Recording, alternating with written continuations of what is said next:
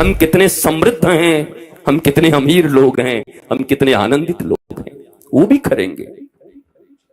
पर याद रखिए, अपने आनंद को बचाए रखिए।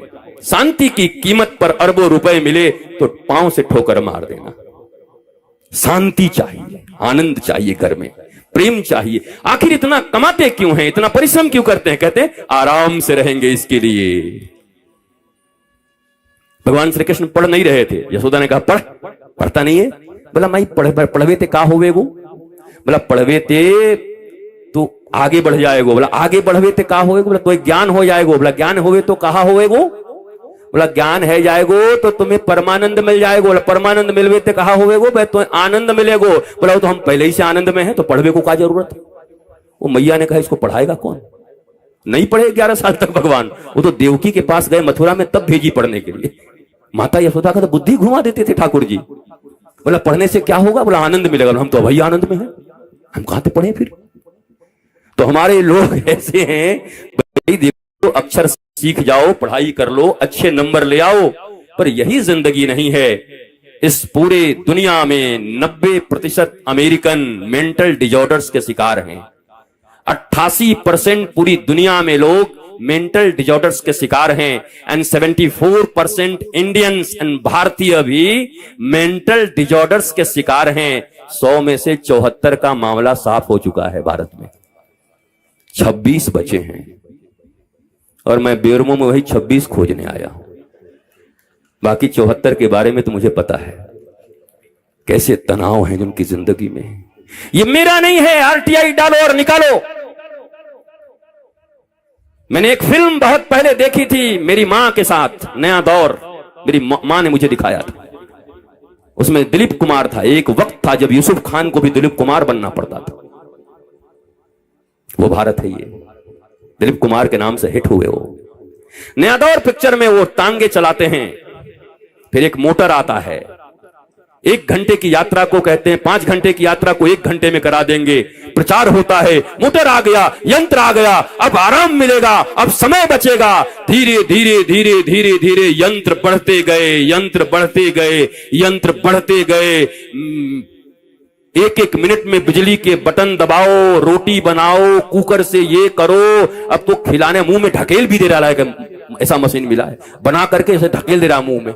और दांत नहीं चल रहा तो अंदर मुंह चबा भी दे रहा है। ऐसे ऐसे मशीन बन गए, यंत्र पे यंत्र बन गए। पहले चक्की चलाने होते थे हमारी दादियों को, दादी लोग चक्की चला करके गेहूं से आटा निकाला करती।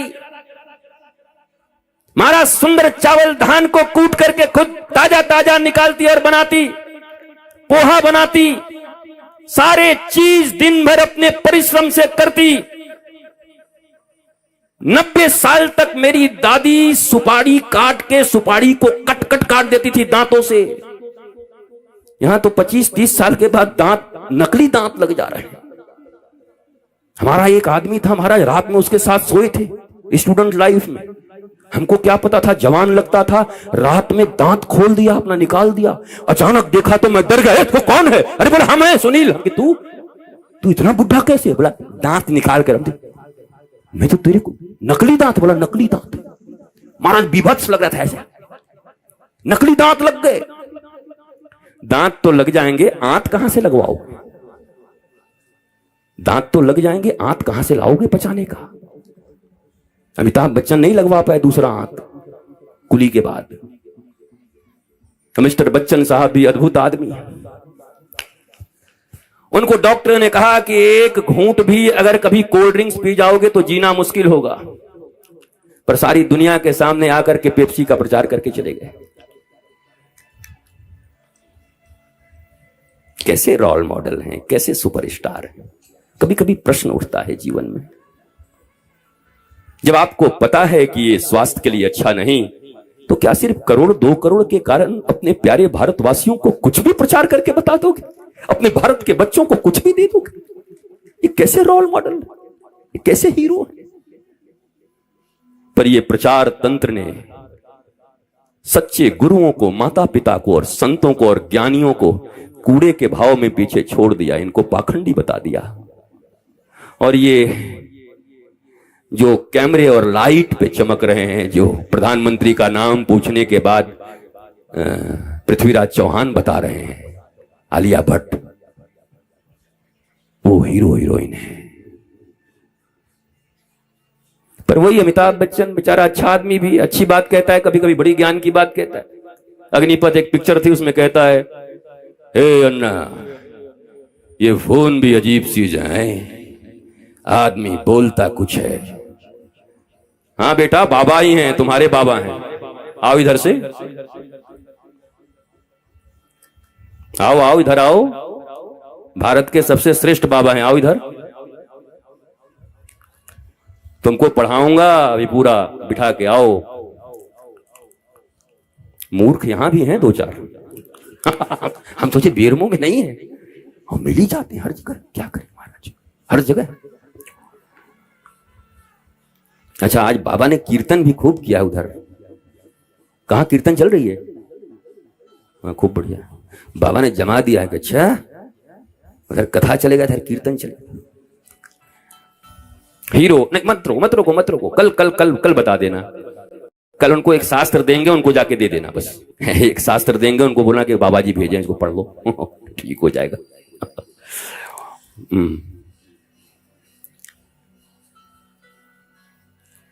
माता पिता को हीरो मानो, उनको अपना मानो।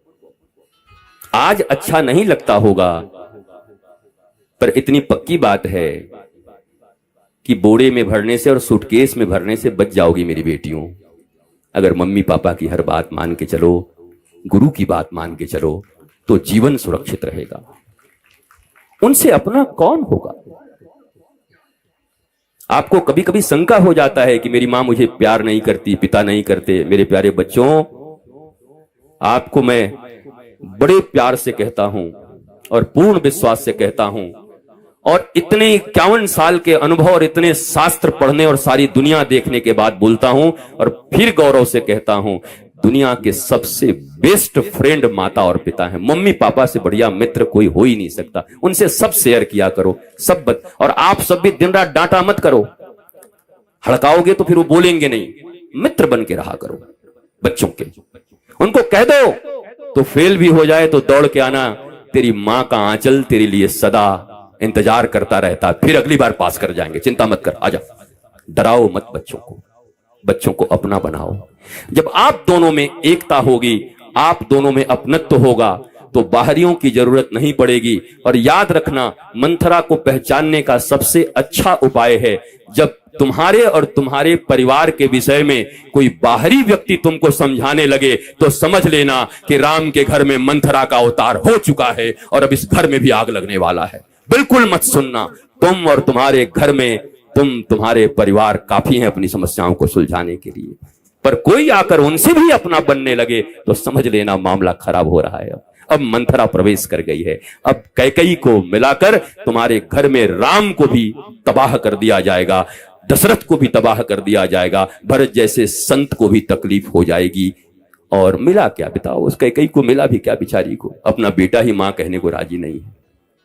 जिस बेटे के लिए की वो बेटा ही मां नहीं कहता। इसलिए मेरी मां, मेरे भाई बहन, आप सब भी अपने बच्चों का पालन ऐसे ही करो। रामचरितमानस का बस इतना ही अर्थ है। कथा मैं कह सकता हूं, सीरियल वाइज कह सकता हूं, एक एक सूत्र से मैं कंब रामायण से कह दूं, रामचरितमानस से कह दूं, वाल्मीकि रामायण से कह दूं। वाल्मीकि रामायण मैंने कभी कहा है, कभी सुनना अगर तुम्हें उपलब्ध हो जाए, संपूर्ण वाल्मीकि रामायण सुनकर आश्चर्यचकित हो जाओगे। पर इन 3 दिनों में मुझे ऐसा लगता है कि रामायण के, महाभारत के, भागवत के, हनुमान चालीसा के, शास्त्रों के और इस संसार में के वर्तमान में चल रहे कुछ घटनाओं को लेकर के एक ऐसी कॉम्बो डिश बनाई जाए, जो डिश टेस्टी भी हो, रुचि भी जिसमें हो, और जो नीतिवान भी हो, जिसमें धर्म भी हो, और उसको सुनने में भी रुचि आए। इसलिए मैंने एक डिश आपके लिए बनाया है और इसका नाम है त्रिदिवसीय राम विमर्श महोत्सव, जो सबके जीवन में आराम ले आएगा, आनंद ले आएगा, प्रेम ले आएगा, सबके घरों में शांति ले आएगी, बस इसका पालन करने से। मस्त रहिए, स्वस्थ रहिए, आनंदित रहिए। लोग हमको छोड़कर जाएं वो हम नहीं चाहते, तुम बैठे रहो और अब हम चलें। ये ज्यादा अच्छा है। ठीक है ना? प्यास लगी रहनी चाहिए। अब कल मैं आपके साथ और हूं। जितने कंफ्यूजन आपके बचे हैं कल कंक्लूड कर दूंगा। कल उपसंहार है।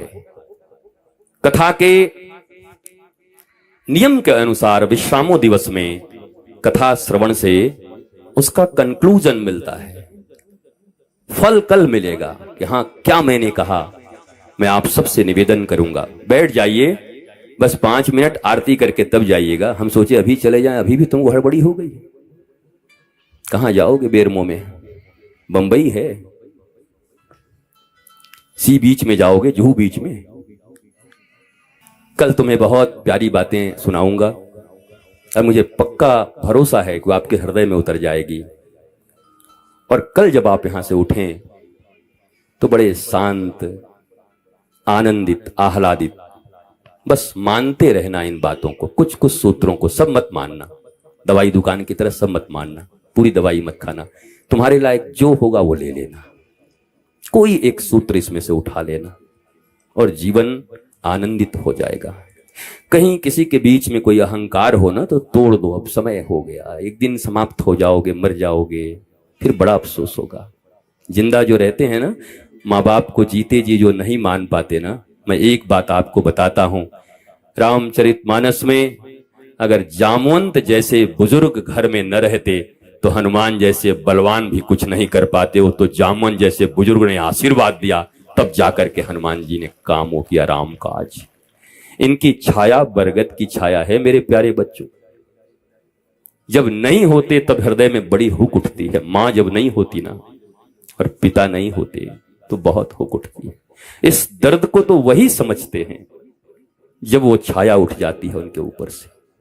तो रहते रहते प्यार करो ना, रहते रहते उनके साथ संबंध बढ़ाओ ना, रहते रहते उनके महत्व को समझ लो। जितने जिनकी जिंदगी है उनको भी आनंद दो, और वो भी तो अपनी जिंदगी तुम्हारे लिए रखे। माता पिता वो सिर्फ तुम्हारे लिए जीते हैं, उनका कोई उद्देश्य नहीं होता माता पिता का, सिर्फ अपने बच्चों के लिए जीते। मेरे प्यारे बच्चों, ऐसी भावना के साथ थोड़ा बहुत जो कंफ्यूजन आ गया हो, परिवारों में डिस्टेंस आ गई हो, फिर से एक कर लो। ये रामचरितमानस यही सिखाता है, एक एक रिश्ता यही सिखाता है। कैसा प्यार है भाइयों के बीच, कैसा प्यार है श्रुतकीर्ति, मांडवी, सीता, बहन भी हैं सब आपस में, और यहां जेठानी देवरानी भी है। रामचरितमानस में जानकी की चरित्र को सबने सुना, भगवान राम जी के चरित्र को। कल मैं आपको उर्मिला जी का थोड़ा चरित्र सुनाऊंगा, जो चीजें छिपी हुई हैं। श्रुतकीर्ति, मांडवी, शत्रुघ्न, इनके चरित्र बहुत नहीं कहे गए। और मेरा ऐसा मानना है कि भगवान राम के घर में राम के चरित्र तो सागर की तरह है और जानकी के चरित्र, परंतु भैया लक्ष्मण, भरत और शत्रुघ्न की जो पत्नी है, धर्म पत्नी, अगर इनके चरित्र का 5% भी सुन लिया जाए तो भारत के घरों में आनंद और आह्लाद आ जाएगा। ऐसी है ये मांडवी, ऐसी श्रुतकीर्ति हैं, ऐसे इनके चरित्र हैं, कभी हमें सुनाया नहीं गया। कल मैं प्रयत्न करूंगा कि इन बहुओं के बारे में आपको कुछ सुनाऊं, जिन बहुओं के बारे में कभी कुछ सुनने को नहीं मिला। कल उन प्रसंगों को छुएंगे। आप सबको प्रणाम करता हूं। मस्त रहिए, स्वस्थ रहिए, आनंदित रहिए, प्रसन्न रहिए। भगवान की अद्भुत असीम कृपा आप सबके ऊपर बनी रहे। मेरे प्यारे बेरमो फूसरो वासियों, मैं कल ये बात कहने वाला था, परंतु आज दूसरे ही दिन आपने जिस धैर्य, जिस गंभीरता और जिस प्रेम का परिचय दिया है, बड़े बड़े भारत के नगरों में बड़ी बड़ी कथाएं करके आया हूं, पर वास्तव में सिर्फ 3 दिन के लिए यहां आकर आज दूसरे दिन ही आपको देखकर लग रहा है कि इतना धैर्य और इतनी गंभीरता और सहनशीलता और प्रेम के साथ कथा सुनने वाले भारतवर्ष में बहुत कम लोग हैं। बेरमो के लोगों को धन्यवाद देता हूं, आप बड़े सार्थक श्रोता हो, और शायद इसी तरह दूध भी निकल रहे हैं। नहीं तो हम तो बैल बन जाने वाले थे, चुपचाप हो जाने वाले थे, पर आप ऐसे हो, इतना भाव माताओं के, भाइयों के सब पीछे तक आराम से खड़े हैं। कल आपको तृप्त करूंगा। वैसे तृप्त तो थोड़े बहुत हो ही रहे होगे, ऐसा नहीं कि नहीं हो रहे होगे। तो जो तृप्ति मिली है उस तृप्ति को अपनाइएगा, प्रसन्न रहिए, आनंदित रहिए, आह्लादित रहिए। चलते चलते एक सुंदर सा सामूहिक भजन कर लेते हैं। हमारे भजन तो जानते ही कैसे होते हैं। रंग महल के 10 दरवाजे, ना जाने खिड़की मेरी कौन सी खुली थी, मेरे गोविंद निकस गए मैं ना लड़ी थी। इसका मैं इस पर कथा कल करूंगा। इस गाने पर आज केवल सुन लो, ये तुम्हारे लिए गाना है, पर कल मैं इस पर तुम्हें धर्म के अनुसार कथा सुनाऊंगा। रंग महल के ये 10 दरवाजे, ये 10 इंद्रियां ही हमारे 10 दरवाजे हैं। गोविंद इसमें बैठे हुए हैं, पर कौन सी खिड़की कब खुली रह गई, कौन सी मंथरा कब आई और राम जी वनवास को चले गए। सबके जीवन में यही हुआ है। सीता रूपी शांति का हरण हो गया है और हर व्यक्ति उन्हीं भक्ति और शांति रूपी सीता की खोज में लगा हुआ है। ये सीता जी कोई और नहीं है, जानकी जी हमारे तुम्हारे भीतर की भक्ति और शांति हैं। रावण हरण करके ले गया है और ये खोज हनुमान जी कर रहे हैं सदगुरु के रूप में, और प्रभु की कृपा से फिर मां जानकी की वापसी होती है अयोध्या में। ये रामचरितमानस की कथा सीता हरण से शुरू होती है। भगवान राम सीता जी के सामने हैं, जानकी जी के लक्ष्मण जैसे देवर सामने हैं। लक्ष्मण जी को जीवाचार्य सदगुरु कहा जाता है, जीवाचार्य हैं वो, शास्त्रों में उनको सदगुरु कहा गया है। लेकिन जानकी जी क्या करती हैं, भगवान भी हैं, गुरु भी हैं, पर उनको पसंद आ जाता है गोल्ड, सोने का हिरन। राम सामने हैं, फिर भी सोने का हिरन चाहिए। प्रभु ने भी सोचा जानकी कभी मुझसे कुछ मांगी नहीं, आज तक कभी कुछ नहीं कहा। वनवास मुझे हुआ था, आ ये गई। अगर जीवन में कोई पहली इच्छा इन्होंने व्यक्त की है तो पूर्ण करना। मैं रघुवंशी हूं, मेरा धर्म है। और राम जी चले गए। क्या राम जी को यह पता नहीं कि सोने के हिरन नहीं हुआ करते? क्या जानकी माता को यह पता नहीं कि सोने के, ये तो 5वीं क्लास के बच्चे से सोने का हिरन होता है, हमको मूर्ख समझते हो, सोने का हिरन कैसे होगा?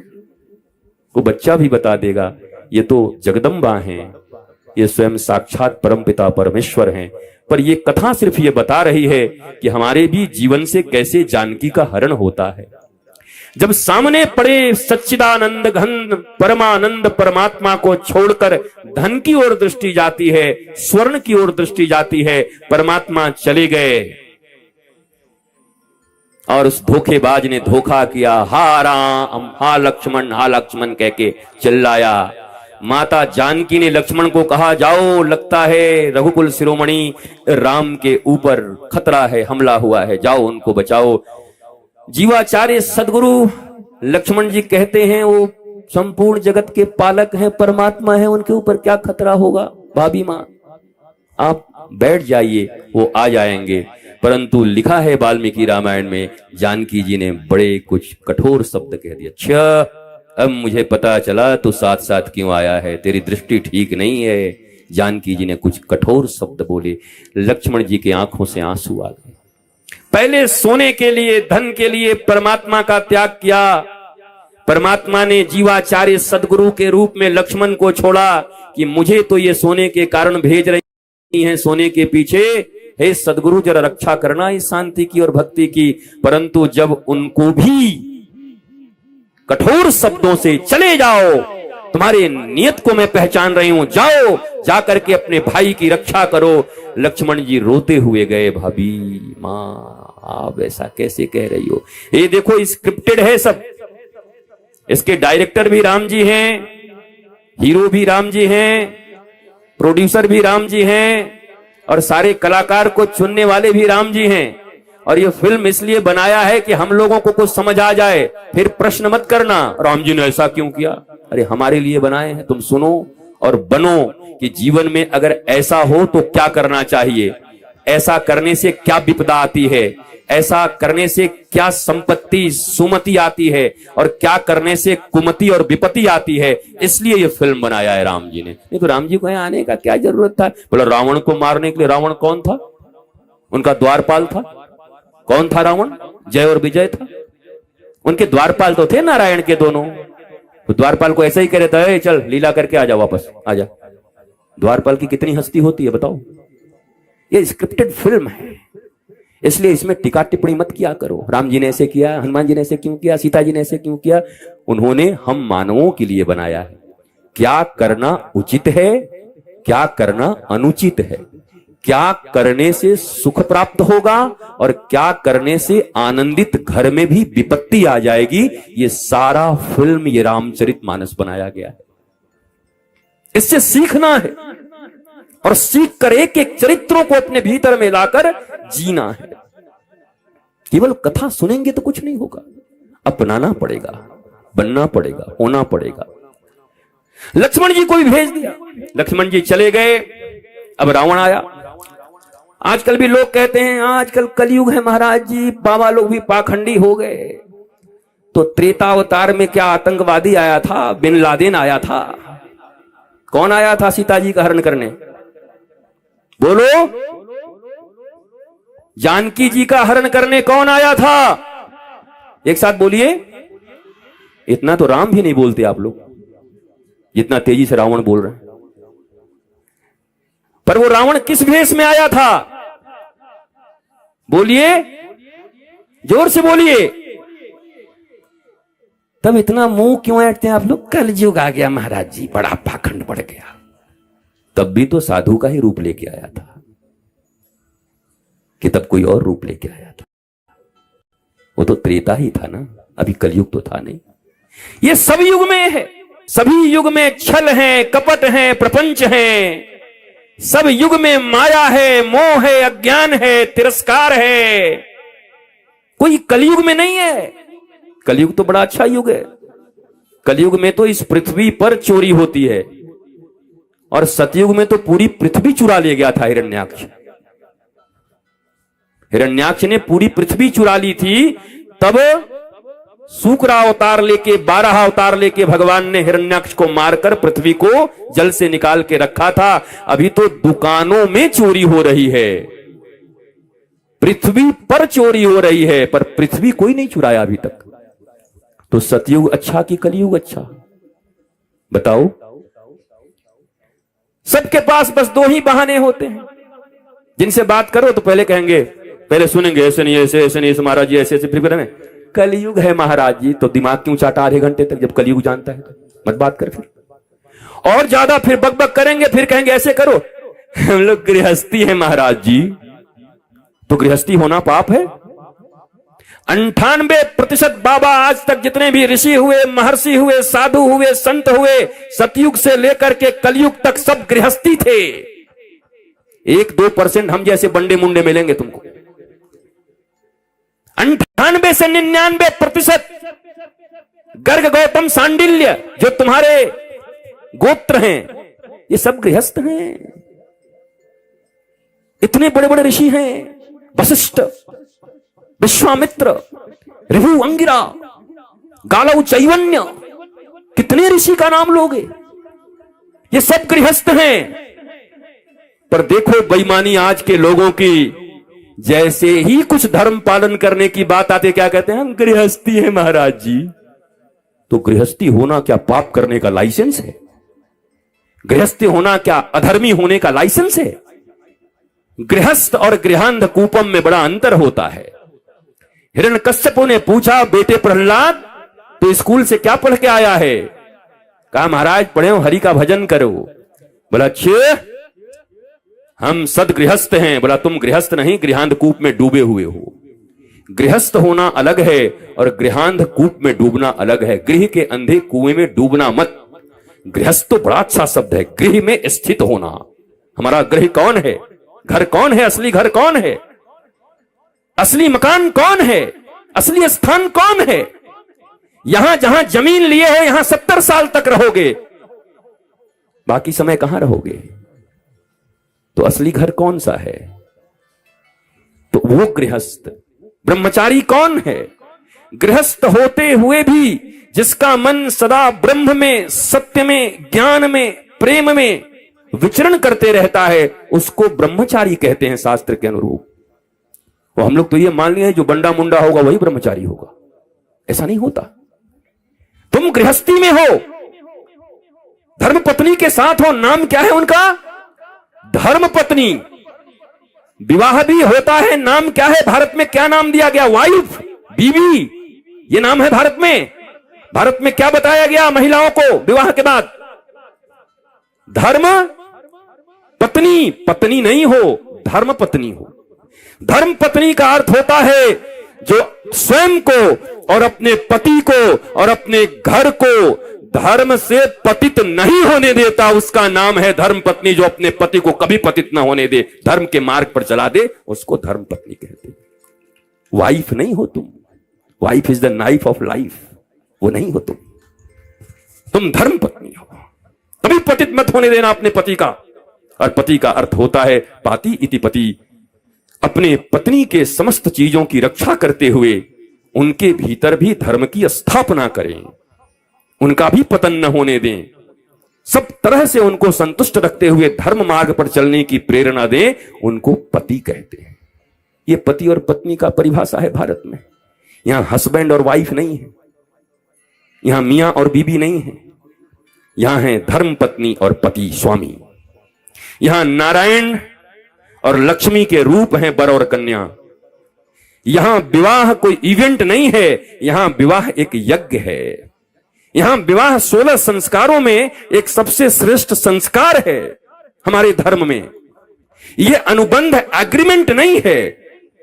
बाकी कई मतों में यह अनुबंध है, एग्रीमेंट है, पर हमारे यहां जन्मों जन्म का साथ है, जन्मों जन्म का बंधन है। हमारे वृंदावन में एक विवाह हो रहा था, तो जैसे ही गांठ बांध करके और पंडित जी ने कहा कि अब वचन दीजिए कि अगले 7 जन्मों तक आप दोनों पति पत्नी रहेंगे, वैसे ही पति ने गांठ खोल दिया, कहा कि महाराज हमसे नहीं होगा। अरे बोला कैसे, क्यों किया? बोला महाराज अभी अगर आशीर्वाद ही देना है पंडित जी तो ऐसा आशीर्वाद दो 7 जन्म का नहीं, इसी जन्म में हम दोनों ऐसे पति पत्नी हो कि ये राधा रानी की दासी हो जाए और मैं श्री कृष्ण का दास हो जाऊं, तो हमारा यही जीवन अंतिम जीवन हो और हम धन्य हो जाएं। ये 7 जन्म का चक्कर क्यों पड़ाते हो? वृंदावन में पंडित जी भी ऐसे देखने लगे, बाबा पक्के बढ़िया है, तो दोनों पति पत्नी है, क्या करोगे 7 जन्म तक बन करके? एक ही जन्म में इतना किचकिच है, 7 जन्म तक कैसे रहोगे? तो एक जन्म में ही इतनी भक्ति कर लो, इतना प्रेम कर लो राधा रानी को, श्री कृष्ण को, सत्य को, प्रेम को, आनंद से जियो, आह्लाद से जियो। फिर देखेंगे, आना होगा, उनकी मर्जी होगी, भेजेंगे तो फिर साथ में आ जाना, कह देना ठाकुर जी हम दोनों यही रहेंगे, हमको पक्का विश्वास है, बदल जरूर लेंगे सब। बोला सबसे कराना, इसके साथ मत भेजना, पिछली बार जीवन नरक कर दिया था हमारा।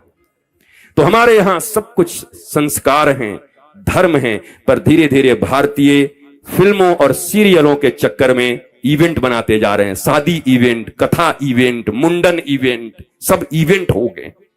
इवेंट मैनेजर को दे दे रहे हैं, इवेंट हो रहा है, जबकि हर कुछ एक संस्कार था, धार्मिक प्रक्रिया थी, सात्विक ढंग से ऋषियों की उपस्थिति में, वेदज्ञों की उपस्थिति में, सन्मार्गियों की उपस्थिति में होने वाले संस्कार का नाम था, धर्म था। पर हमने सबको इवेंट बना दिया, पैसे का खेल बना दिया, चारों तरफ पैसे की बस लूट।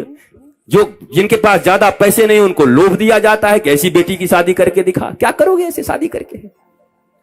अरे विद्वता के साथ जहां विप्रजन खड़े हों, ज्ञानी जन खड़े हों, सुधी जन खड़े हों, वहां अपनी कन्या का दान हो, वहां पर श्रेष्ठ वर के हाथों में उनका पाणी ग्रहण संस्कार हो, जहां धर्म के पद को गाए जा रहे हों, जहां देवताओं को आहुतियां दी जा रही हों, जहां सतमार्ग पर चलने का उनको प्रवचन दिया जा रहा हो, ऐसे माहौल में विवाह होना चाहिए। पार्टी वोटी कर लेना एक दिन, गजेड़ियों भंगेड़ियों और शराबियों के लिए एक दिन कर लेना अलग से, उनके लिए बुक कर देना 5 स्टार, वहीं खाएं पिए वहीं मरे मराएं। लेकिन विवाह संस्कार को एकदम पवित्र रखना, धार्मिक रूप से पवित्रता के साथ गोबर से लिपाई करके और सुंदर आंगन में विवाह हो, जहां देवता उपस्थित हो, भगवान का आशीर्वाद उपस्थित हो। देखो मां, अगर इस दिखावे में पड़ जाओगे ना तो तुम्हारे संतानों की जिंदगी बर्बाद हो जाएगी।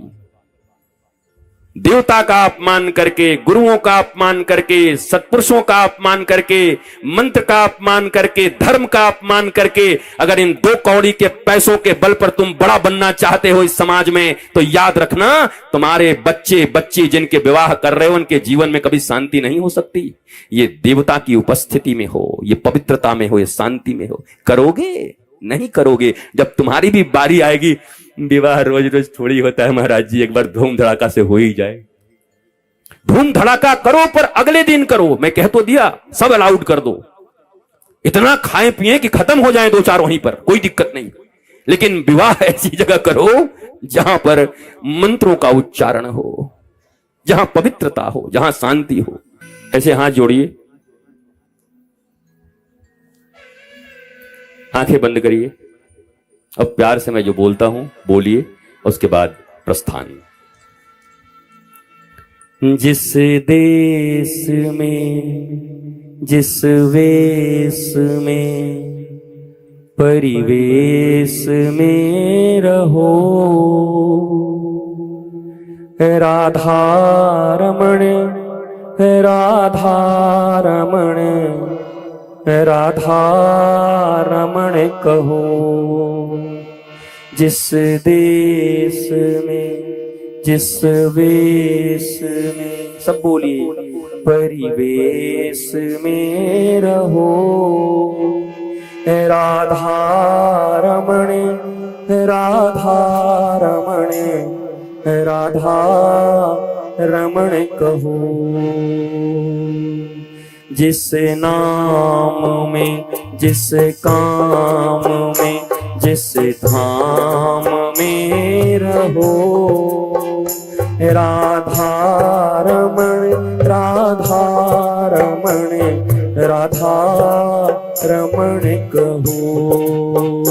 जिस योग में, जिस भोग में, जिस रोग में रहो, राधा रमण, राधा रमण, राधा रमण कहो।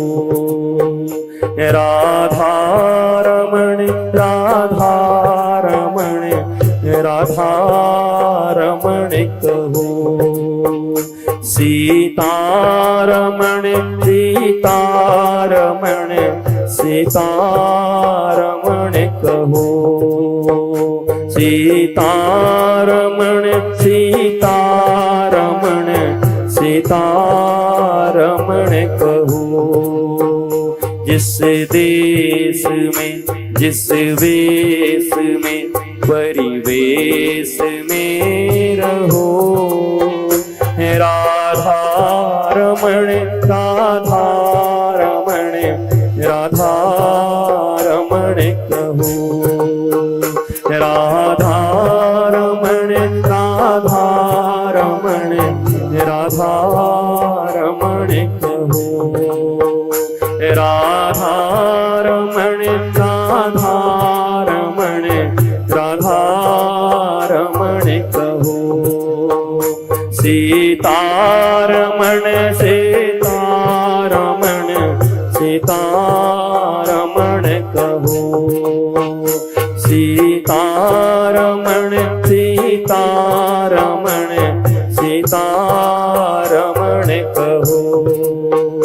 सीता रमण, सीता रमण, सीता रमण कहो। सीता रमण, सीता रमण, सीता रमण कहो।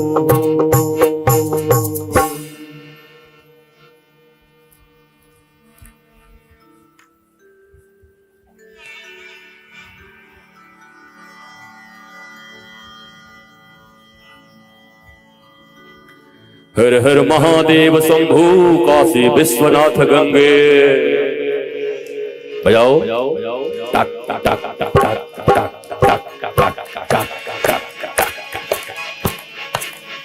हर हर हर हर हर हर हर हर महादेव शंभो, हर हर महादेव शंभो, हर हर महादेव शंभो, हर हर महादेव शंभो, हर हर महादेव शंभो, हर हर महादेव शंभो। काशी विश्वनाथ गंगे, काशी विश्वनाथ गंगे, काशी विश्वनाथ गंगे। शंभो शंभो शंभो शंभो शंभो शंभो शंभो। दोनों हाथ ऊपर। शंभो शंभो शंभो। भोले भोले भोले भोले।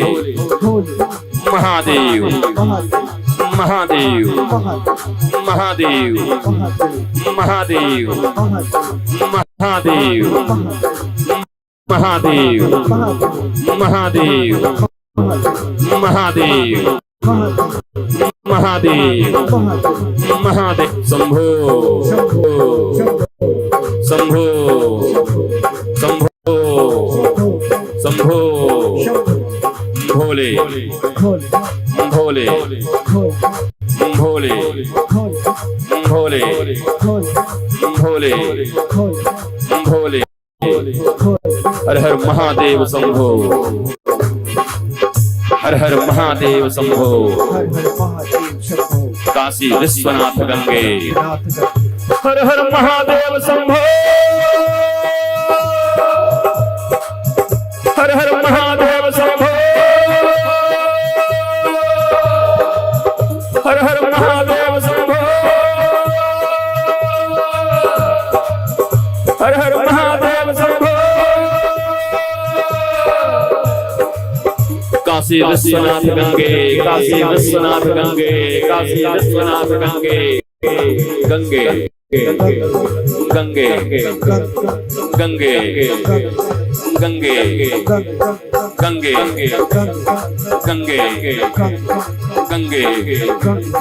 गंगे गंगे गंगे। भोले भोले भोले भोले भोले भोले।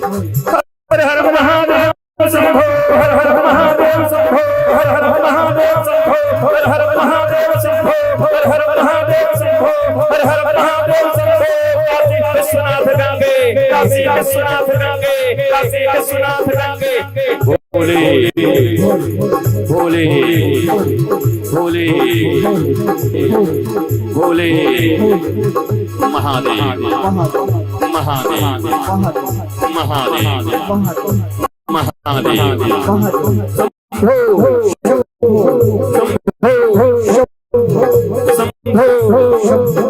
शंभो शंभो शंभो शंभो शंभो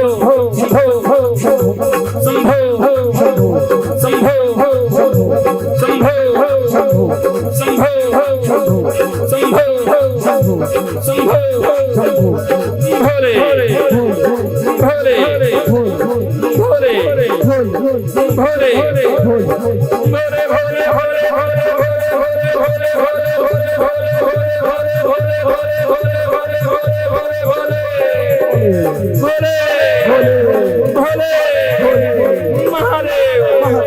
गंगे गंगे गंगे।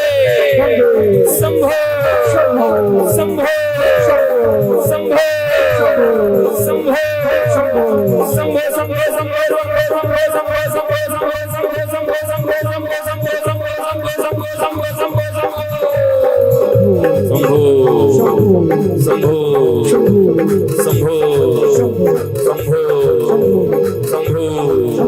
शंभो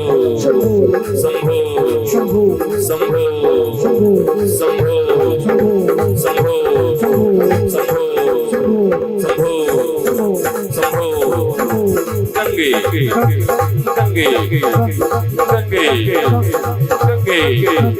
गंगे। शंभो